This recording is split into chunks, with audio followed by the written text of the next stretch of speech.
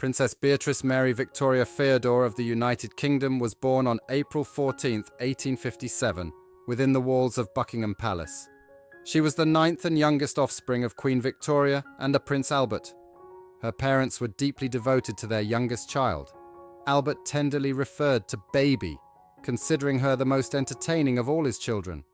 The young girl possessed a keen intellect and an insatiable curiosity. However, Beatrice's life took a sorrowful turn on December 14, 1861, when her father, Prince Albert, succumbed to typhoid fever. Overwhelmed with grief, Queen Victoria channeled all her despair and dread of solitude onto the little princess. Following her father's passing, the previously joyous and spirited girl became quiet and withdrawn. The intense bond between mother and daughter persisted throughout Beatrice's developmental years. Her expected role seemed to be that of a companion and aid to Queen Victoria, making marriage appear improbable. When 27-year-old Beatrice fell for Prince Henry of Battenberg in 1884, Victoria initially responded with reluctance, aiming to keep her daughter close.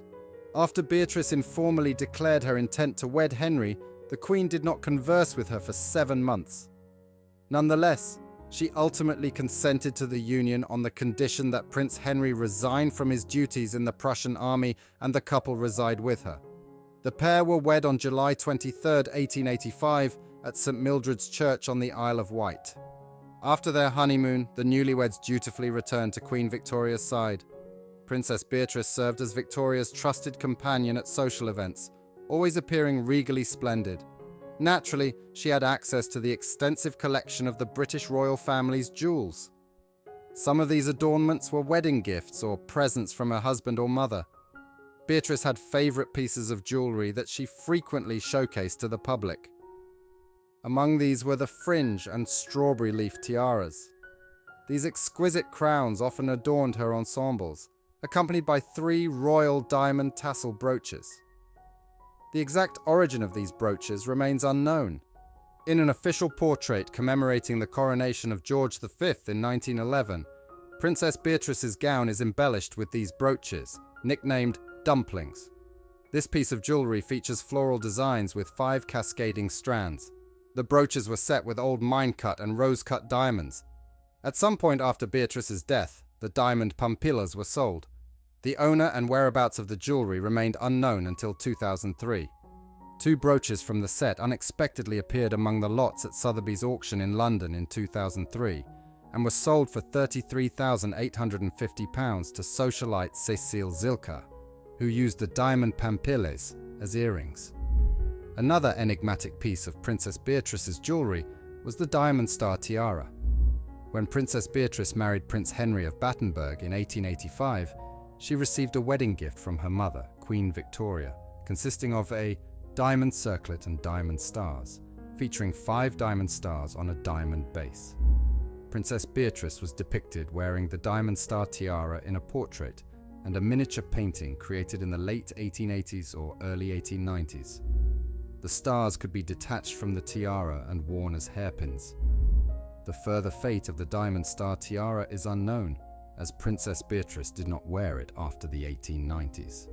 However, in 1892, Princess Beatrice accidentally set her room on fire at Heiligenberg Castle in Germany, her parents' home, and lost many of her jewels. Another remarkable piece inherited from her mother was a unique strawberry leaf tiara. Initially crafted by Joseph Kitching in 1844, the piece was altered by Garrards in 1848 and again in 1860, when Prince Albert added strawberry leaves, scrolls, and rubies to the original ruby and diamond bandeau. Princess Beatrice added an extra row of diamond elements at the base, and the tiara was last modified by Cartier in 1933, when the Marchioness of Carisbrooke removed the rubies. Queen Victoria was so enamored with the tiara that the ruby parure became one of the few colored gemstones she wore during her mourning period, particularly at her daughter Princess Louise's wedding to the Marquess of Lorne in 1871. Upon her death in 1901, Queen Victoria bequeathed the tiara and parure to her youngest daughter, Princess Beatrice. Beatrice added additional elements at the base and wore the tiara in a portrait by Spanish artist Joaquín Sorolla y Bastida, as well as at the christenings of some of her grandchildren. In the late 1920s, Princess Beatrice lent Queen Victoria's strawberry leaf tiara to her daughter, the then Queen of Spain, Victoria Eugenie, who wore the tiara and parure for a series of portraits by Christian Francen y Niça. At some point in the 1930s, Princess Beatrice passed the tiara to her son and daughter-in-law, the Marquess and Marchioness of Carisbrooke, who commissioned Cartier to alter the piece in 1933, removing the rubies. After the late 1930s, the tiara disappeared from public view, and its current whereabouts are unknown. It is likely that it was either sold or dismantled between 1939 and 1953. One of Princess Beatrice's most cherished pieces of jewellery was the magnificent sunray fringe tiara, also inherited from her mother. For most of her life, Queen Victoria's jewellery was either created or gifted by Prince Albert, members of his family, dignitaries, and officials. This makes the sunray fringe tiara particularly unique, as it was commissioned by Queen Victoria herself in 1866. This diamond fringe tiara was worn at her first state opening of Parliament following Prince Albert's death that same year. Due to its small size and light weight, it was worn by her in old age after other tiaras were retired, notably featuring in her portraits for the Diamond Jubilee.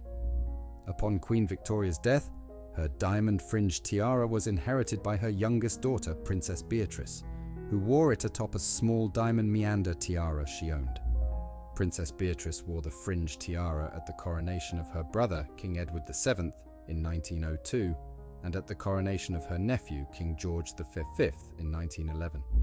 Unfortunately, the tiara's whereabouts became unknown after Princess Beatrice's time, and it has since disappeared from public records. Another remarkable piece in Beatrice's collection was the Andean Emerald Cross. This exquisite cross originated from the collection of Queen Isabella II and King Francisco of Spain, who reportedly sold it to the French Empress Eugenie upon their exile. The Empress was frequently depicted wearing this cross in various photographs, often pairing it with other items from her magnificent and famous jewellery collection, notably the Emerald Tiara. In 1880, Queen Victoria noted in her diary that Empress Eugenie, who had visited her in England several years after her exile, had given her a small package containing the most magnificent emerald cross, carved from a single stone without any joints and adorned along the edges with beautiful diamonds, with two splendid large ones on top. At some point, Queen Victoria gifted the emerald cross to her beloved youngest daughter, Princess Beatrice, who was rumoured to have once been engaged to the Empress Eugenie's only son, who died very young. Princess Beatrice wore this cross in several portraits, along with Queen Victoria's tiara, and at the christening of her granddaughter, Infanta Maria Cristina, in 1911. Later, Princess Beatrice gave the Andean Emerald Cross from Empress Eugenie to her daughter, Queen Victoria Eugenie of Spain, who was named Eugenie after her godmother, the Empress. This is how the Emerald Cross re-entered the Spanish royal collection. In 1937, after the fall of the Spanish monarchy, Queen Victoria Eugenie sold the cross to Cartier to cover the expenses of exile. Which piece of jewellery did you find most fascinating? Please share your thoughts and comments.